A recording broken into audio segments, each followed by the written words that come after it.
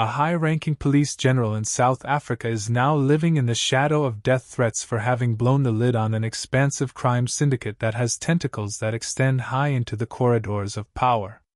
Today we are breaking down the explosive tale of Lieutenant General Mkhwanazi, the whistleblowing police head whose revelations of corruption have made him a marked man, the crime syndicate he's fighting, and why his survival quite literally holds the future of South Africa's justice infrastructure.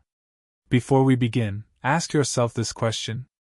If you were a high-ranking officer who found out that your superiors were conspiring with criminals, do you think that you might put your career, your very life on the line in order to blow the whistle on those superiors? Lieutenant General Mkhwanazi is far from being just another soldier in the Corps.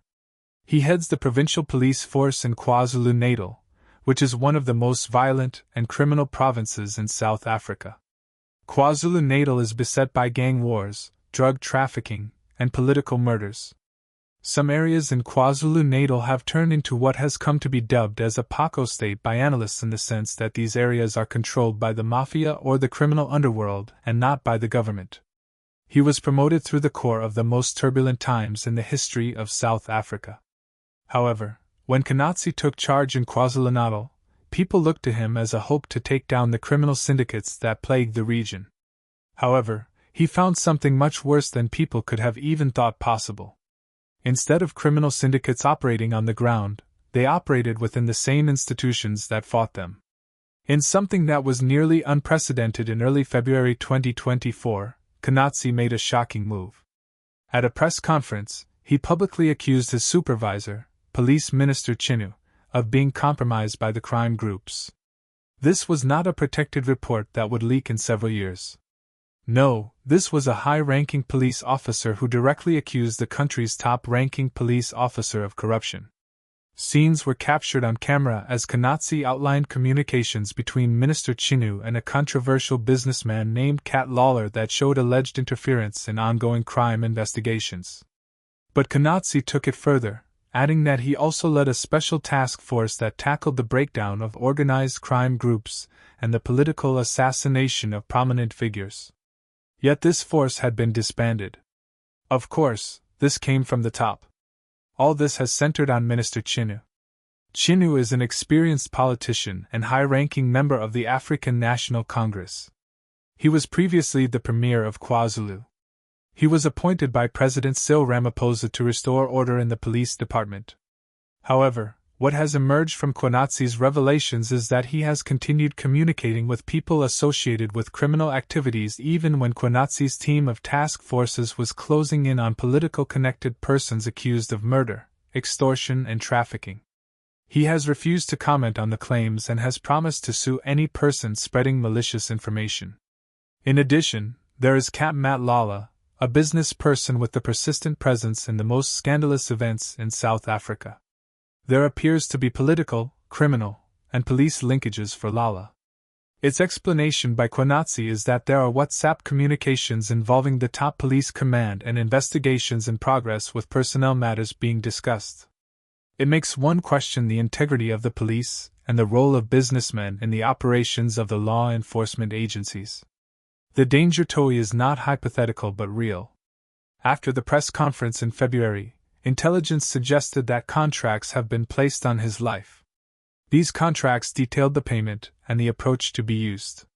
The South African Police Service reacted to the situation by escalating the protection accorded to Mkhwanazi to the highest level. This includes specialized police assigned to protect him and ensuring that his movements are not routine. Even his family has police protection. His friends reported that he lives under intense surveillance, and that his life is a constant struggle to avoid any pattern and public appearances. Nonetheless, despite the risks surrounding him, Mkhwanazi chose not to be silent, but to make truth triumph. The special task force he headed had been making substantial progress in a country where political violence has unfortunately become normalized.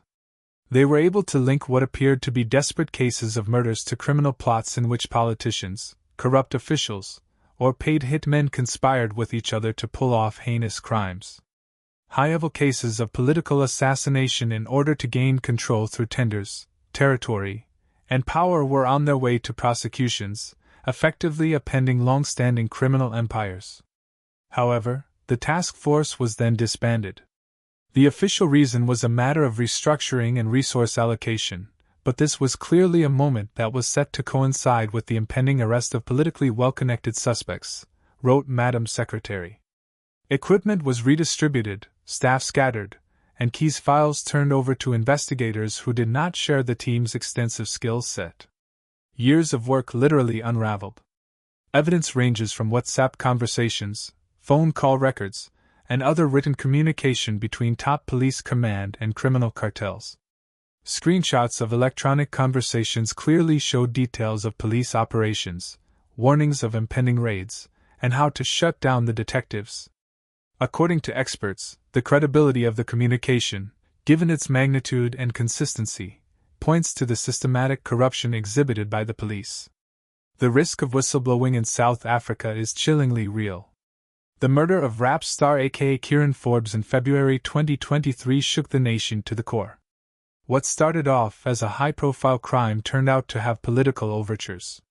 The hitmen responsible for AK's murder were also responsible for political assassinations. This points towards a planned murder for hire business. The task force led by Mkhwanazi was disbanded. As a result, the case was left in other hands and the zeal for seeking justice was questionable. The Deputy Commissioner Shedra Sobia is also mentioned in several accounts linking him with obstruction of justice. This is because as an authority in his position, he was suspected of using that position to cover up criminal networks, warn offenders and aid in obstruction of investigations. This is evident in one occurrence that involved halting a major operation that was set to happen in just a few hours, giving a culprit a chance to flee to safety with warnings that all investigations can go to waste because of his position. The assassination of Armin Schwartz in December 2024 underscored the dangerous implications for whistleblowers. Schwartz was a former policeman turned private investigator. His investigations were concerned with organized crime and senior politics. He was ambushed and gunned down by professional hitmen. This was no spontaneous act as was the killing of Nicholas Hetzendorfer. In fact, before his assassination, Schwartz was about to reveal vital evidence to the authorities. His officers and residence were subsequently searched after his death, computer files were seized. This was obviously designed as a warning. In his capacity, Pleo can be considered the manifestation of contract homicide in its most fearful form. From in South Africa. A former cop turned hitman, Pleo reportedly utilized his connections to eliminate victims for his elite paying clients. Victims reportedly paid anywhere between a few hundred thousand to millions of rands for his services, which included meticulous planning to avoid detection. That Pleo operated for as long as he did either meant there was a disaster in law enforcement on a catastrophic scale, or he was protected within the system. Moreover, Mkhwanazi's task team was hot on his trail. Even though his unit was shut down. Significantly, the Medlanga Commission established for probing political killings within KwaZulu-Natal is a beacon of hope. Chaired by respected Judge Madeleine Ganger, this commission has gathered evidence from witnesses, hitmen, politicians and relatives of victims. It appears that the Commission has found a web of crimes that include killings, crimes, and corruption within the KwaZulu-Natal Police Department, extending from killings to influence over government contracts. Even though testimony is being gathered under the threat of intimidation, disappearance, and death, this commission is moving forward. President Cyril Ramaphosa finds himself in a very delicate political situation. While his stand against corruption commits him to a stand with Mkhwanazi, the charges bring in his appointee, Minister Chinua. His caution in words calls for an investigation. Yet his inaction is criticized as not doing much on the issue. The government's reaction reveals the extent of the divisions. The opposition calls for accountability with the suspension of Chinua and the safeguarding of Mkhwanazi. While some members of the ruling party insist on the defense of officials brought into the conflict as a means of political revenge. A case in point would be the port of Durban in KwaZulu-Natal, where drug cartels use bribery, shipping under false documentation and corrupt officials in order to take advantage of it because it is an important trading route. This criminal activity has been traced back to assassination consortia among other crime syndicates, indicating how crime is interwoven with corrupt practices in order to create obstacles in order to clean it up on an ongoing basis. If Mkhwanazi fails, whether silenced or forced to retreat, the implications are dire. Whistleblowers will learn that exposing crime results in death. Criminals will believe that politics guarantees immunity. Losses of public trust in institutions will continue. Investment money could flee. Bright minds shy away from law enforcement agencies. And the cycle of political murders and corruption crisis will speed up. South Africa may find itself in a political crisis whereby the state will no longer maintain its monopoly over legitimate force. The international community is taking a close look. South Africa is a regional power and a BRICS nation. Its stability has effects on other African nations and the international financial systems. A vulnerable port and border area mean opportunities for foreign crime syndicates. A lack of intelligence sharing with law enforcement in other nations because of leaks and bribery in intelligence services hinders cooperation in preventing crime. While pressure is applied from abroad, change has to come from within South Africa through leadership like that of Mkhwanazi. For now, the fate of Mkhwanazi hangs in the balance. His investigations are being held under the constant shadow of danger. Madlanga Commission is slowly working on the evidence. Parliament continues to be divided. Increased levels of corruption are being maintained by smugglers who are confident in the belief that the whistleblowers could be intimidated or the investigations dragged. It depends on how long lives to see the results of his accusations being investigated. The consequences have been huge. It is not a matter of one police general against one minister. It is whether South Africa can take back its institutions from criminals or whether it will continue towards a future where corruption and violence will prevail. How it handles this crisis point could set its course for generations to come. To be continued, this saga has the potential to influence the way South Africa develops in the not-too-distant future.